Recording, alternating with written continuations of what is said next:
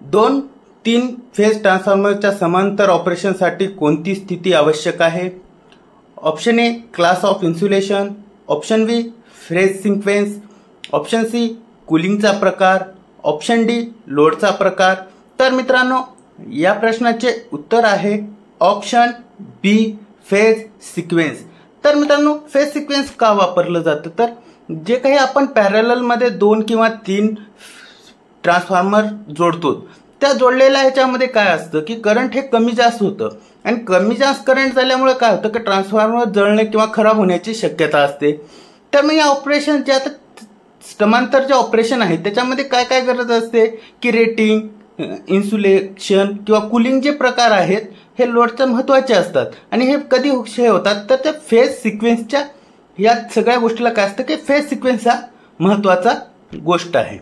तर मित्रांनो आता पाहूया पुढील प्रश्न की आपल्यासाठी एअर फ्रिक्शन डॅम्पिंग कोणत्या प्रकारचा मीटर वापरला जातो? तर ह्याच्यामध्ये ऑप्शन आहे moving iron instrument, option B induction type instrument, option C dynamometer type instrument, option D moving coil instrument. तर मित्रांनो या प्रश्नाचे उत्तर आहे option A moving iron instrument. तर आता हे मूव्हिंग जे आहे डम्पिंगसाठी का वापरलं जातं? तर हे साधे ज्या आपल्या उपकरणामध्ये हालचाली आहेत म्हणजे स्पीड कमी करणे किंवा चढउतार करणे हे काय आहे तर चांगल्या प्रकारे स्थिर करण्याचं काम कोण करतं? तर मूव्हिंग आयर्न इन्स्ट्रुमेंट करतं म्हणजे मूव्हिंग आयर्न मीटर करतं. तर मित्रांनो आता ह्याच्यामध्ये काय आहे की साधे आणि टिकाऊ खर्च जो आहे तो कमी या वापरल्याने लागतो. तर आता पाहूया पुढील प्रश्न. आकृतीत दाखवलेल्या हॅमरचे नाव काय आहे? Option A cross pin hammer, option B claw hammer, option C straight pin hammer, option D ball pin hammer. तर मित्रांनो या प्रश्नाचे उत्तर आहे क्लो हॅमर. तर आता हा हॅमर कुठे वापरला जातो की जो खिळे काढण्यासाठी लाकडातील किंवा एखाद्या ह्याला जे अडकलेल्या वस्तू आहेत ते काढण्यासाठी काय केलं जातं या हॅमरचा वापर केला जातो. म्हणजे आता हा कुठे घरकामामध्ये जे लाकडावरील काम आहे त्यासाठी हा काय केलं जातं हॅमर वापरला जातो. तर आता पाहूया पुढील प्रश्न. 3 वेगवेगळ्या ठिकाणून एक दिवा नियंत्रित करण्यासाठी इंटरमिडिएट स्विचसह किती 2 वे स्विच वापरले जातात? तर मित्रांनो आता आपल्याला काय करायचं एका ठिकाणून 3 बल्ब आपल्याला काय करायचे पेटवायचे. तर त्याच्यासाठी एक इंटरमिडिएट स्विच आणि 2 वे स्विच किती वापरले जातात हे विचारलेलं आहे. तर ऑप्शन आहे 3, ऑप्शन बी 2, ऑप्शन सी 1, ऑप्शन डी 4. तर मित्रांनो या प्रश्नाचे उत्तर आहे ऑप्शन बी 2. तर मित्रांनो काय केलं जातं जे 2 टोके आहेत त्याला काय झालं तर 2 वे स्विच वापरतात आणि मध्यभागी हे इंटरमिडिएट स्विच वापरलं जातं. म्हणजे 3 स्विचवरून काय केलं जातं की ह्याच्यामध्ये बल्ब काय केले जातात पेटवली जातात. तर मित्रांनो आता पाहूया पुढील प्रश्न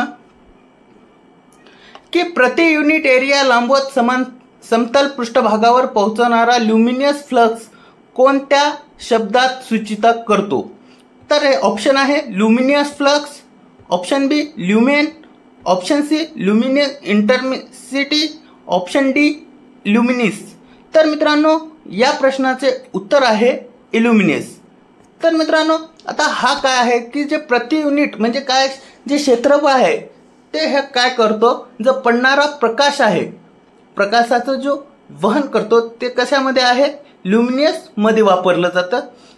तर आता मित्रांनो जे ल्युमिनियस आहे हे कशाचं लाईट रिॲक्टन्स सरफेस हे दर्शवण्यासाठी काय केलं जातं ह्याला इल्युमिनेस वापरलं जातं. तर आता पाहूया पुढील प्रश्न. आकृतीत दाखवल्याप्रमाणे रेजिस्टरचे नाव काय आहे? तर मित्रांनो ज्या आकृतीत तुम्हाला रेजिस्टर दाखवलेला आहे तो त्याचं नाव सांगायचंय. तर option A carbon composition resistance, option B carbon film resistance, option C metal film resistor, option D wire wound resistor. तर मित्रांनो या प्रश्नाचे उत्तर आहे option D wire wound resistor. तर आता हा रेजिस्टर कुठे वापरला जातो किंवा ह्याचा काय उत्तर आहे? हा जे उच्च पॉवर सर्किट आहे त्यासाठी हा काय केलं जातं, वापरला जातो. तर पाहूया पुढील प्रश्न. सिरीज सर्किटमध्ये जर रेजिस्टर उघडा म्हणजे ओपन केला तर काय होईल? ऑप्शन ए, उघडलेल्या रेजिस्टरमधून प्रवाह वाहतो. ऑप्शन बी, ओपन रेजिस्टरच्या ठिकाणी एकूण व्होल्टेज मिळणार नाही. ऑप्शन सी, ओपन रेजिस्टरच्या ठिकाणी एकूण सप्लाय व्होल्टेज मिळेल. ऑप्शन डी, उघडलेल्या रेजिस्टरमध्ये अधिक पॉवर लॉस होतो.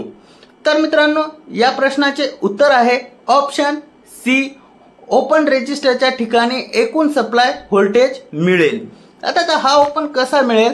कारण एखाद्या ठिकाणी जर करंट पूर्णपणे थांबवला असेल तर अशा ह्याच्यामध्ये काय होतं, मिनिचे जे पूर्ण व्होल्टेज काय होतं, दिसून येतं. तर या सर्किटमध्ये व्होल्टेज जर आपण करंट नसल्यास काय होतं इथं की पॉवर लॉस होत नाही. तर पाहूया पुढील प्रश्न की आकृतीत दाखवल्याप्रमाणे शंट म्हणजे जे शंट रेजिस्टन्स आहे त्या सामग्रीचं नाव काय? Option A, nichrome. Option B, copper. Option C, manganin. Option D, eureka. तर मित्रांनो, या प्रश्नाचे उत्तर आहे ऑप्शन सी, मॅग्नीन. तर आता पाहूया पुढील प्रश्न जो की आपल्यासाठी हा आहे. अग्निशामक यंत्र फायर एक्सटिंग्विशर वापरत असताना योग्य ऑपरेशन क्रम कोणता आहे? म्हणजे आपण अग्निशामक जे यंत्र वापरतो ते वापरत असताना म्हणजे कोणकोणती स्टेप ही केली पाहिजे, म्हणजे कोणती स्टेप आधी त्यानंतर म्हणजे क्रम कोणता आहे स्टेप वापरण्याचा? तर याच्यामध्ये आहे option A, pull, aim, sequence, sweep. Option B, push, arrange, squeeze, sweep. Option C, pull, aim, sweep, squeeze. Option D, push, arrange, sweep, sequence. तर मित्रांनो, या प्रश्नाचं उत्तर आहे option A, pull, aim, sequence, sweep. तर मित्रांनो, आपण जर हे सूत्र किंवा हे जी स्टेप आहे हे लक्षात ठेवण्यासाठी काय वापरायचं? अग्निशामक यंत्र म्हणजे काय? पास. पास म्हणजे काय? पुल म्हणजे सेफ्टी बाहेर, जे सेफ्टी पिन आहे ती बाहेर ओढणे. त्याच्यानंतर एम, एम म्हणजे काय? निशाणा किंवा एखाद्या गोष्टीचं टार्गेट करणे. जे आता तुम्हाला आग कुठे लागली त्या आगीच्या तळाशी काय करायचं, आपल्याला नेम सांधायचं आहे. त्याच्यानंतर आहे यस म्हणजे काय? स्क्वीज म्हणजे हाताने हँडल घट्ट दाबा. म्हणजे काय, जे काही अग्निशामक यंत्र आहे त्या यंत्राला आपण काय करायचं, घट्ट धरण्याचं काम काय करायचं हे केलं. नंतर स्वीप, आता नोझल डावीकडे किंवा उजवीकडे काय करत होतं, फिरवतं काय होतं, त्याच्यामध्ये जे काही फोम आहे तो बाहेर निघून काय होतं, आग विझवण्याचं काम होतं. तर ह्याच्यामध्ये काय करायचं, जर अग्निशामक जिथे आलं तिथं हा पास हा यंत्र म्हणजे ही पाच जी संज्ञा आहेत ही काय करायचं, लक्षात ठेवायचं. त्याच्यामुळे हा प्रश्न इझिली सॉल्व्ह होतो. तर मित्रांनो, आता पाहूया पुढील प्रश्न की जे बॅटरी चार्जिंगमध्ये फाईन सेलेक्टर स्विच हे कार्य काय आहे? तर मित्रांनो, आता याच्यामध्ये जर फाईन सिलेक्टर जे स्विच आहे याचं कार्य काय असतं? ऑप्शन ए, चार्जिंग टाइम निवडणे. ऑप्शन बी, व्होल्टेज रेंज निवडणे. ऑप्शन सी, करंट रेटिंग निवडणे. ऑप्शन डी, चार्जिंग मेथड निवडणे. तर मित्रांनो, या प्रश्नाचं उत्तर आहे ऑप्शन सी, करंट रेटिंग निवडणे.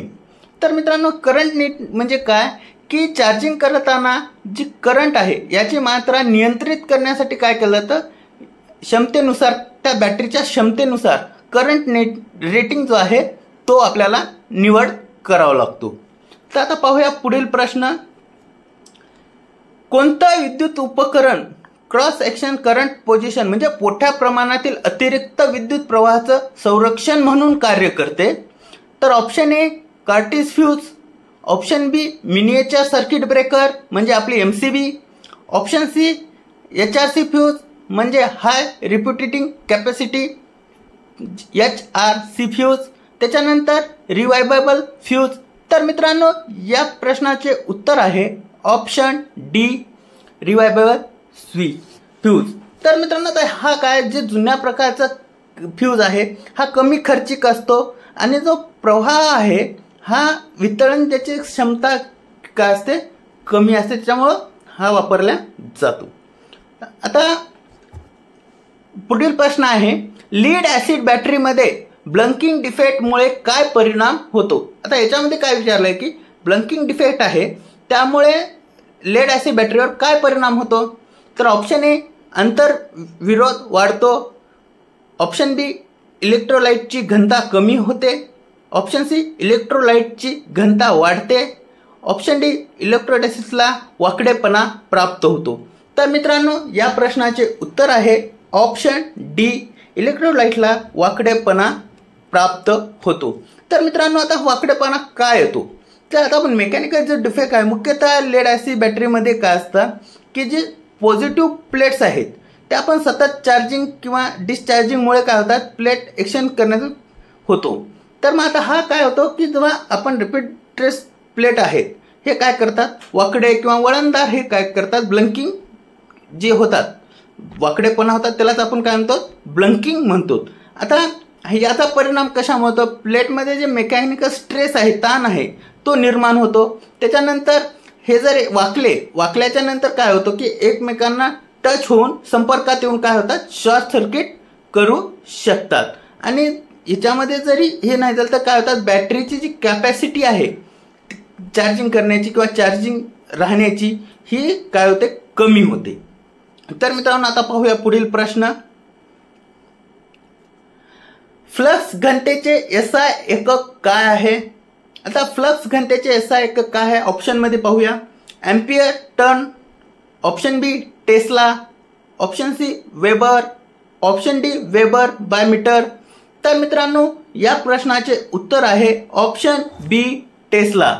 तर आता याच्यामध्ये जर आपण बघितलं फ्लक्स डिस्ट्रीब्युशन मॅग्नेटिक फील्डचं मानकन आहे ते आहे टेस्ला जे आपण टी या अक्षराने दर्शवतो. आता एक टेस्ला बरोबर किती 1 वेबर बाय मीटर वर्ग.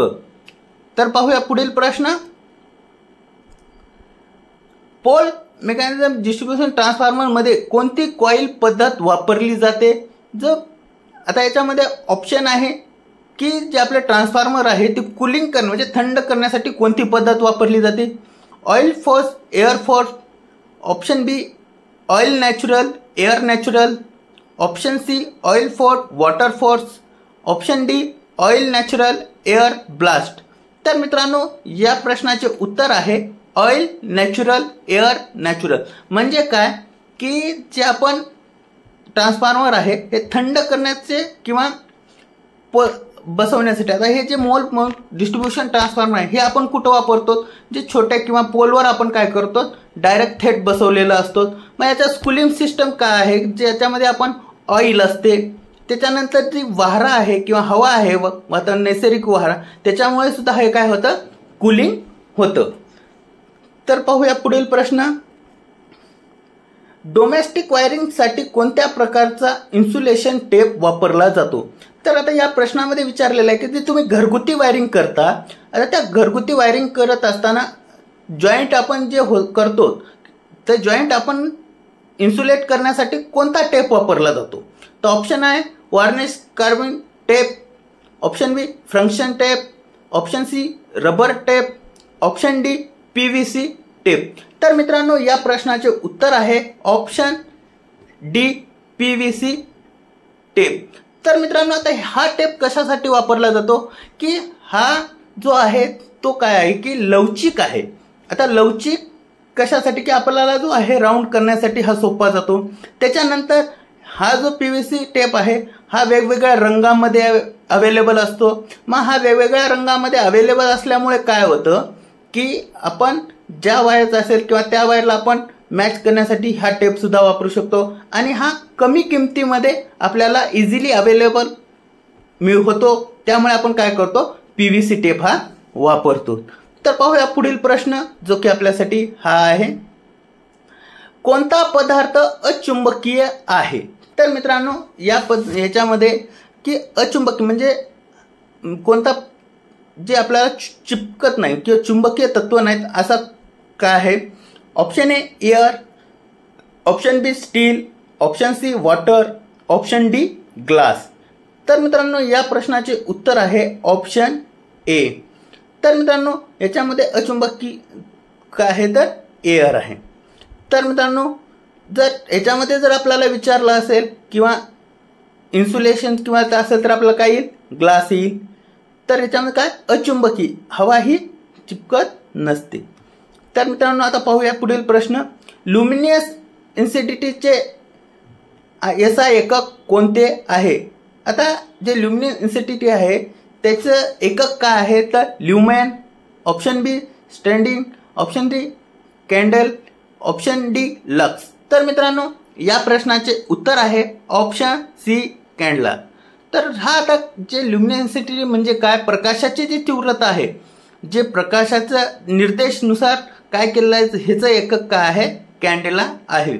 जे की आपण एका विशिष्ट दिशेला एका सेकंदात उत्सर्जित होणारा प्रकाश आहे हा आपण काय करतो त्याच्यामध्ये कॅन्डलामध्ये मोजतो, जो की आपण CD या अक्षराने दर्शवला जातो. तर पुढील प्रश्न आहे XLPE केबलचे पूर्ण रूप काय आहे? Rex line phase earthing, option B squeeze length paper and elevate, option C cross link polyethylene, option C cross line polyethylene. तर मित्रांनो या प्रश्नाचे उत्तर आहे ऑप्शन सी, जे की आपण क्रॉस लिंक पॉलीएथिलीन. आता हा कशाचा आहे की जे एक केबल जे आहे इन्सुलेशन मटेरियल आहे, जे थर्मल, रासायनिक किंवा इलेक्ट्रिक दिशात चांगले काम करते. म्हणजे पॉलिथिनच्या साखळी एकमेकाशी मजबूत जोडण्याचं काय करतं हे केबल काम करतं, जे की अधिक टिकाऊ आहे, उष्णते म्हणजे टेम्परेचर प्रतिरोधक आहे, टेम्परेचर पासून कमी ह्याचा, आणि जो जास्त काळ टिकण्याचं काम काय करतो हे केबल काम करतं. तर मित्रांनो पाहूया पुढील प्रश्न, जो की आपल्यासाठी हा आहे. ओव्हरहेड लाईन मध्ये कंडक्टरची लांबी वाढवण्यासाठी कोणत्या प्रकारचा जॉईंट वापरला जातो? तर मित्रांनो जी ओव्हरहेड लाईन आहे त्या कंडक्टरची आता आपल्याला लांबी जर वाढवायची असेल तर आपण कोणता जॉईंट त्या ठिकाणी करतो? तर ऑप्शन आहे Britannia T joint, option B Western Union T joint, option C aerial tape joint, option D surface joint. तर मित्रांनो या प्रश्नाचे उत्तर आहे option B Western Union joint, जी की आपण ओव्हरहेड लाईनची कंडक्टरची जी लांबी आहे त्याच्यासाठी आपण वापरतो. की हा जॉईंट कशासाठी वापरतात? तर हा जॉईंट हा मजबूत, टिकाऊ आणि योग्य संपर्क निर्माण करणारा आहे. त्यामुळं काय केलं जातं की हा वेस्टर्न युनियन जॉईंट काय केलं जातं ओव्हरहेड लाईनसाठी वापरलं जातो. तर पाहूया पुढील प्रश्न. DC सिरीज MCBचा उपयोग कोणता आहे?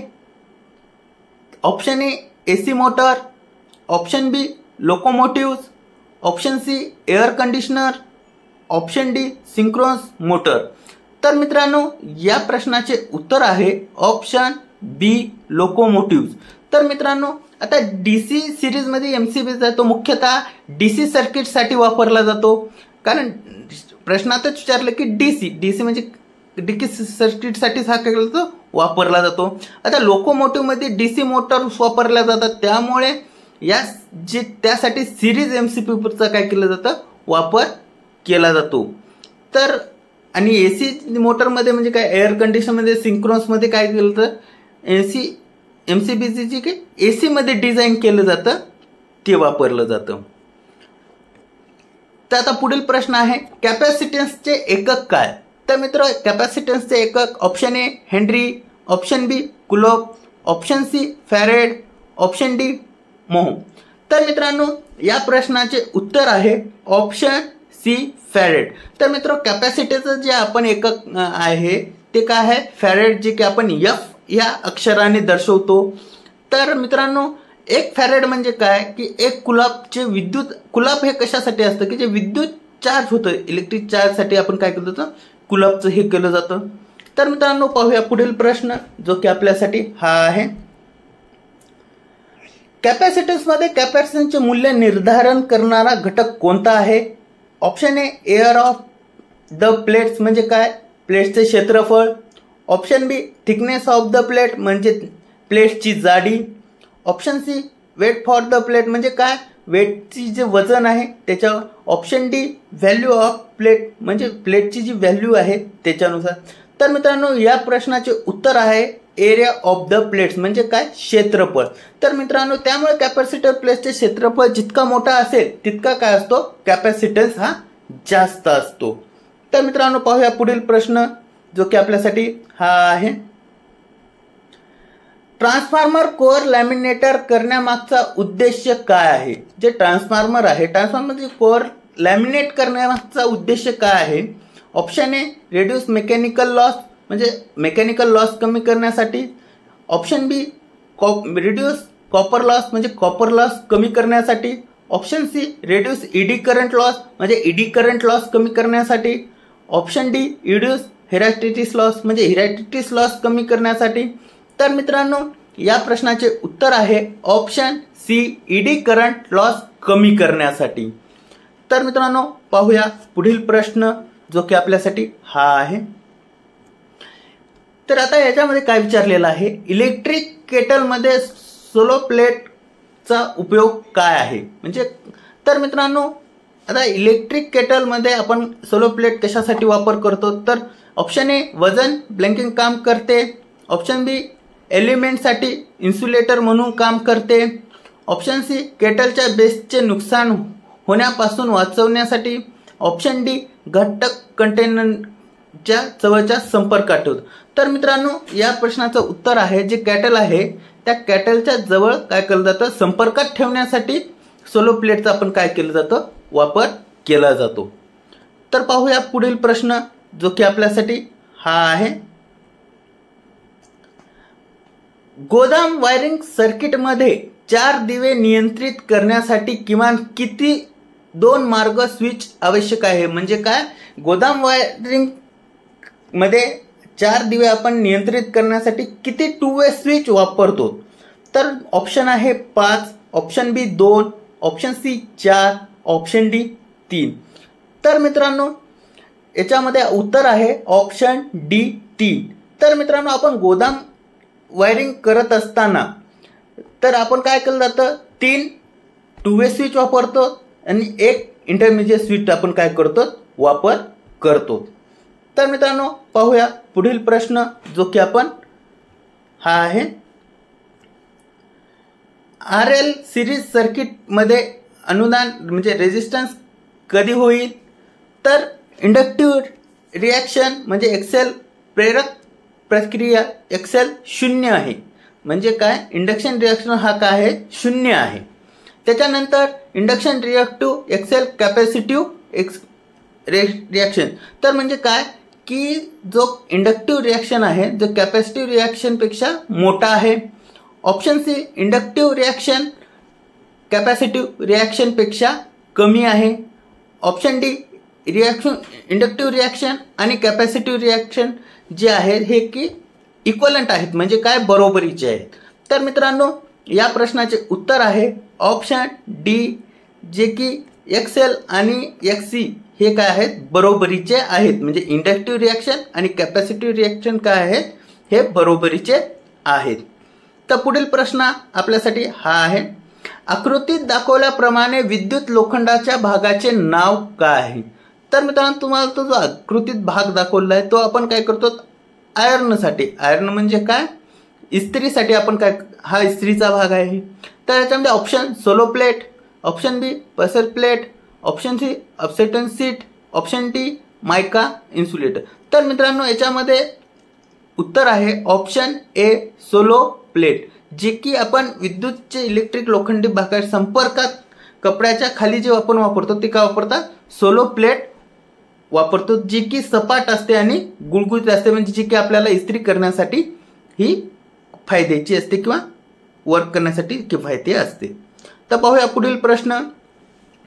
भार वाढला सेलच्या टर्मिनल व्होल्टेजचे काय होते. जर लोड वाढला तर सेलच्या टर्मिनलचे व्होल्टेजचे काय होते. ऑप्शन ए कमी होतो, ऑप्शन बी तसाच राहतो, ऑप्शन सी वाढतो, ऑप्शन डी 0 होतो. म्हणजे भार वाढल्या सेलचे टर्मिनल आहे ते व्होल्टेज काय होतं, कमी होतं का तसाच राहतो का वाढतो का 0 होतो. तर मित्रांनो या प्रश्नाचे उत्तर आहे ऑप्शन ए कमी होतो. जो सेलवर जो लोड आहे तो काय असतो की अतिक्रम प्रतिकार विद्युत प्रवाहाचा अधिक वाढ होतो. त्या अंतर्गत आपण म्हटलं तर व्होल्टेज काय होतं, ड्रॉप होतो. म्हणजे काय, त्यामधील व्होल्टेज हे काय होतं, कमी होते. आता पुढील प्रश्न आहे, जर एखाद्या व्यक्तीला 20 मिली अँपिअरचा शॉक बसला तर काय परिणाम होतो. जर एखाद्या व्यक्तीला 20 मिली अँपिअरचा जर शॉक बसला तर त्याचं काय होईल की वेदनादायक शॉक म्हणजे त्याला त्रास होईल. ऑप्शन बी हृदय त्रास म्हणजे त्याला हृदयावर काही त्रास होईल. त्याच्यानंतर कोणताही संवेदना होणार नाही म्हणजे त्याला त्याच्यावर जर आपण शॉक बसला तर काही परिणाम होणार नाही. त्याच्यानंतर बेहोश होणे म्हणजे तो शुद्ध हरवली जाईल. तर मित्रांनो या प्रश्नाचे उत्तर आहे ऑप्शन ए वेदनादायक शॉक. म्हणजे त्याला हा जर शॉक बसला तर काय होईल, वेदना म्हणजे त्रास होतो. तर मित्रांनो पाहूया पुढील प्रश्न जो की आपल्यासाठी हा आहे, जर कंडक्टरचा व्यास दुहेरी झाला तर त्याचा प्रतिरोध मूल्य कसे बदलते.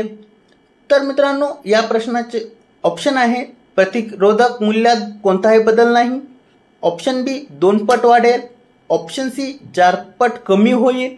ऑप्शन डी अर्धा होईल. जर कंडक्टरचा व्यास दुहेरी झाला तर जो रेझिस्टन्स आहे ते मूल्य काय बदलते का, तर तो काय होतो की ऑप्शन सी 4 पट कमी होईल. जर व्यास दुहेरी केला तर काय होतं की त्याचा जो रेझिस्टन्स ते काय आहे 4 पट काय होतो त्याचा खाली जातो, तर कमी होतो. तर मित्रांनो आता पाहूया पुढील प्रश्न की जो आपल्यासाठी हा आहे, वायरिंगमध्ये पाईप जम्पर कुठे वापरला जातो. तर मित्रांनो वायरिंग करत असताना आपण पाईप जम्परचा वापर कुठे केला जातो. तर ऑप्शन ए लाकडी पाटावर छिद्र पडणे. ऑप्शन बी भिंतीवर छिद्र पडणे. ऑप्शन सी भिंतीवर ॲक्सेसरीज ठोकण्यासाठी पाईलात छिद्र करणे. Option D switch box fix करण्यासाठी भिंती चिरणे. तर मित्रांनो या जो आहे वायरिंग मध्ये पाईप जम्परचा वापर आपण हा भिंतीवर छिद्रे करण्यासाठी काय केलं जातो, वापरला जातो. जे आपण भिंतीवर थ्रू होल्स काय केलं जातं करण्यासाठी याचा वापर केला जातो. तर पाहूया पुढील प्रश्न जो की आपल्यासाठी हा आहे, सर्वोच्च मूल्य म्हणजे पीक व्हॅल्यू आणि RS मूल्य याच्यातील गुणोत्तर म्हणजे काय की जो व्हॅल्यू आहे रेशिओ आहे तो काय आहे.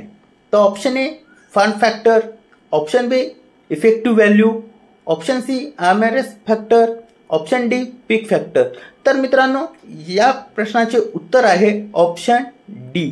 तर मित्रांनो असे काही आपल्याकडे प्रश्न असतात की त्यांच्या प्रश्नामध्येच उत्तर असतं, फक्त लॉजिकली विचार करण्याची गरज असते. तर मित्रांनो याच्यामध्ये काय आपण पीक व्हॅल्यू आहे RS आहे, तर आपल्याला विचारले त्यांनी की जर रेशिओ आहे काय असेल तर हा कशावर असेल तर पीक फॅक्टरवर असेल. तर याचं उत्तर आहे पीक फॅक्टर. आता पीक फॅक्टर म्हणजे काय, जे काही पीक आहे मूल्य आहे जे RS म्हणजे रूट मीन स्क्वेअर जे आहे याचा रेशिओ दर्शवण्याचं काय केलं जातं, हे केलं जातं. तर पुढील प्रश्न आहे, ॲल्युमिनियम कंडक्टर शोल्डरिंगसाठी कोणत्या प्रकारचा फ्लक्स वापरला जातो. जे ॲल्युमिनियम कंडक्टर आहे त्याला शोल्डरिंग करण्यासाठी आपण कोणता फ्लक्स वापरला जातो. Option A sal ammonium. Option B zinc chloride. Option C tallow. Option D kelly flux. तर मित्रांनो या प्रश्नाचं उत्तर आहे कॅनेल फ्लक्स. जे की आपण कॅनेल फ्लक्स हे विशेष ॲल्युमिनियम कंडक्टरसाठी विशेष प्रकारचा फ्लक्स वापरला जातो की आपण कॅनेल फ्लक्स त्याला म्हणतात. जो सामान्य शोल्डरिंग फ्लक्स ॲल्युमिनियम उपयुक्त करत नाही. तर जे ऑक्सायडेशन थर असतात ॲल्युमिनियम जर ऑक्साईडचे थर असतात त्याच्यामुळे शोल्डर काय असतं की शोल्डरिंग जी आहे ती सहजासहजी चिटकत नाही किंवा नीट त्याच्यावर बसत नाही. तर त्याच्यामुळे काय करतात जी केनिक आहे ऑक्साईड काढून शोल्डरिंग करण्याची काय करतं प्रक्रिया करतं. तर पाहूया पुढील प्रश्न की मेटल शोल्डर म्हणजे वितळलेल्या शोल्डरला जर आपण पुन्हा पुन्हा वितळल्यावर काय परिणाम होतो. तर option A even solder flowing in joint म्हणजे जॉईंटमध्ये काय होतं शोल्डरिंग फ्लो करतं. Option B load contact reduce. Option C tin conduct reduce. Option D provide slack reduce. तर मित्रांनो याच्यामध्ये उत्तर आहे option C tin conduct reduce. म्हणजे काय टीन मध्ये जे आपण वारंवार मेटल आपण काय शोल्डर जे वापरत असतो त्याच्यामध्ये बाष्पीभवन किंवा तापमान बदलून काय केलं जातं याच्यामध्ये जे टीन कंटेंट आहे ते काय होतं, कमी होतं. आलं का लक्षात? तर पाहूया पुढील प्रश्न. तर मित्रांनो, सूचक साधनात पॉइंटरला 0 स्थानावरून हलवण्याची कोणते बल आवश्यक आहे? तर मित्रांनो, eddy current damping, option B controlling force, option C air friction damping, option D deflecting force. तर मित्रांनो, या प्रश्नाचे उत्तर आहे ऑप्शन डी डिफ्लेक्टिंग फोर्स. म्हणजे इंडिकेटर साधनामध्ये पॉइंटर शून्यापासून हलवण्यासाठी डिफ्लेक्टिव्ह फोर्स वापरला जातो. हा बल म्हणजे काय की जे आपण ईडी करंट किंवा हे जे आहेत ह्यांच्या हालचाली कमी करण्यासाठी, पॉइंट स्थिर करण्यासाठी काय करतो, काम करतो. तर पाहूया पुढील प्रश्न. तर मित्रांनो, हा व्हिडिओ तुम्हाला कसा वाटला कमेंटद्वारे नक्की कळवा. आवडला असेल लाईक करा, जास्तीत जास्त तुमच्या मित्रांना शेअर करा. भेटूया पुढील भागामध्ये.